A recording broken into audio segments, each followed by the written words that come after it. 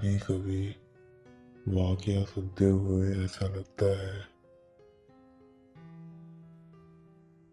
जैसे कोई अपनी आप बीती आपको सिर्फ सुना ही नहीं रहा हो, बल्कि आपके साथ बैठा हुआ हो और वो आपको महसूस करवा रहा हो।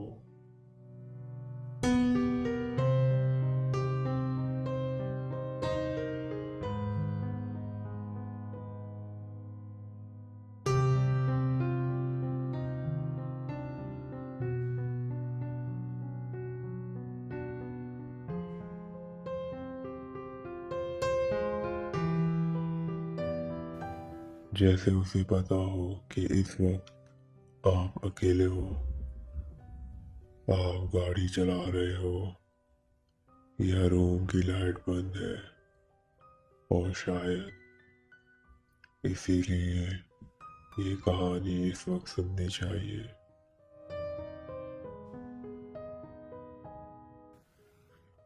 आज जो वाकया मुझे मिला है वो किसी किताब से नहीं, ना ही किसी मूवी का सीन है। ये एक वॉइस मैसेज मुझे भेजा गया है, और सिर्फ लोकेशन इतनी लिखी है कि नॉर्थर्न नॉर्वे। नाम लिखने वाले ने अपना सिर्फ पहला नाम बताया, इलियास।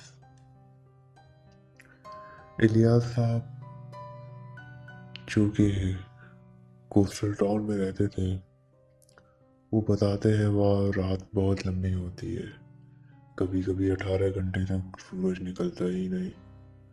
और जब अंधेरा इतना लंबा हो जाए तो आवाज़ों का वजन भी बढ़ जाता है।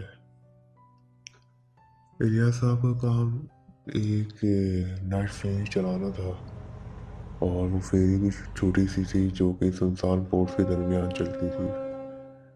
ज़्यादा लोग भी नहीं होते थे, कभी कभी तो कोई भी नहीं होता था। और एक रात जब हवा बहुत तेज चल रही थी और सब और इतना सन्नाटा था कि समंदर भी बिल्कुल काला लग रहा था, तो रडार पर एक सिंगल सिग्नल आया। पैसेंजर लिस्ट में कोई नाम नहीं था, लेकिन डॉक पर एक शख्स खड़ा था। इलियास कहता है वो आदमी गीला नहीं था, हालांकि बारिश भी तेज हो रही थी, लेकिन उसका जो कोट था वो बिल्कुल भी गीला नहीं हुआ था, और ऐसा लग रहा था कि इसके ऊपर तो एक बूंद भी नहीं आई हुई हो। आंखें नीचे झुकी हुई थी उसकी, और आवाज़ जो है बिल्कुल एक ठंड सी थी, आवाज़ में बिल्कुल जाम हुई हुई थी आवाज़। और इलियास ने एक आवाज़ लगाई, नेक्स्ट क्रॉसिंग। तो उसके बाद इलियास साहब ने अपनी फेरी चला दी। बीच समंदर में जब इंजन की आवाज़ के सिवा कुछ सुनाई नहीं दे रहा होता है, तो रियाज साहब बता रहे हैं कि उन्होंने एक चीज़ नोटिस की कि पैसेंजर का रिफ्लेक्शन शीशे में नहीं आ रहा था। तो उन्होंने देखा कि सीट खाली लग रही थी, और ये भी इनको महसूस हुआ था कि जैसे कोई बैठा हुआ है।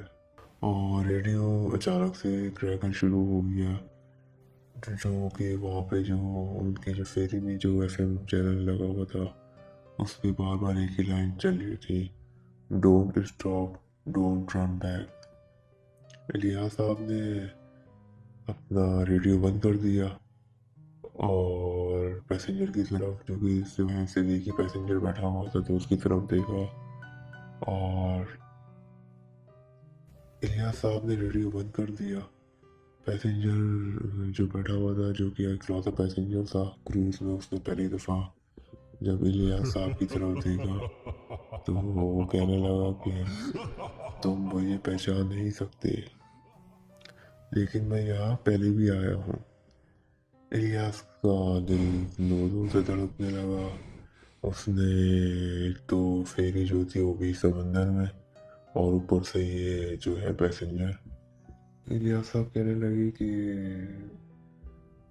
जो पैसेंजर था, तो ये भी कहने लगा कि अब हम भी समंदर में हैं। और फिर मुस्कुराते हुए बोला कि मैं भी। और जब फेरी जो है इलियासा बताने लगी, जब फेरी जो है डेस्टिनेशन में पहुंची और इलियास ने मुड़ के देखा तो वही सीट खाली पड़ी हुई थी। ना कोई कदम के निशान थे, ना कोई दरवाज़ा खुलने की आवाज़ थी। सिर्फ एक चीज़ रह गई थी, पैसेंजर सीट पर रखा हुआ ओल्ड रेडियो बैच, जिस पर लिखा था फेरी ऑपरेटर 1987।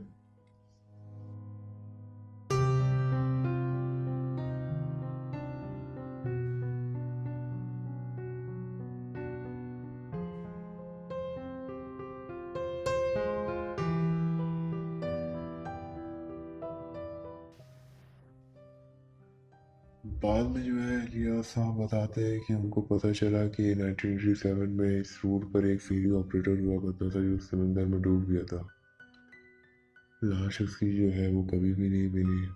और आज भी वो बताते हैं कि जब एफएम रेडियोस वगैरह वो लगाते हैं और वो सुनते हैं तो कभी कभी जो है एफएम रेडियो से वो आवाज़ आ रही होती है। और वो आवाज़ भी इसी तरीके से आती है कि नेक्स्ट क्रॉसिंग।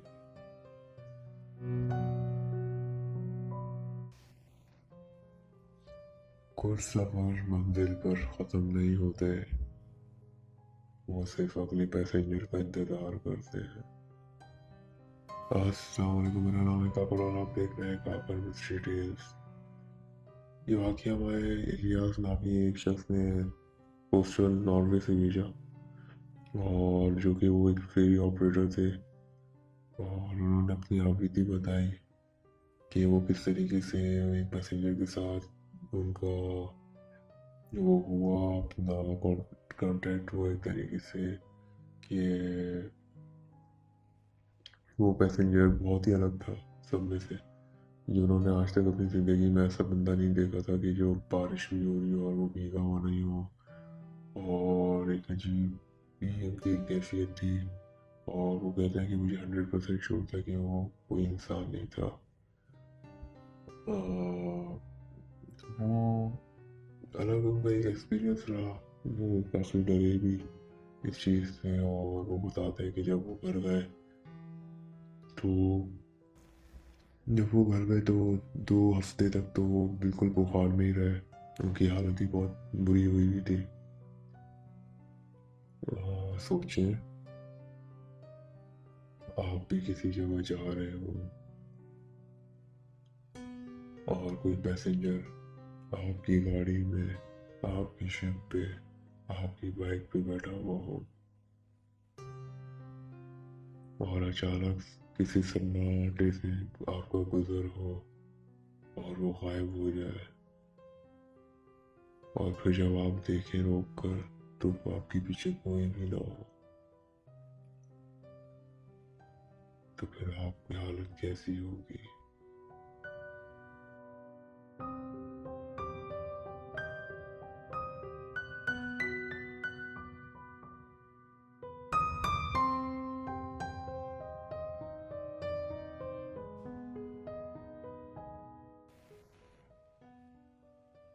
कमेंट्स करके ज़रूर बताइएगा।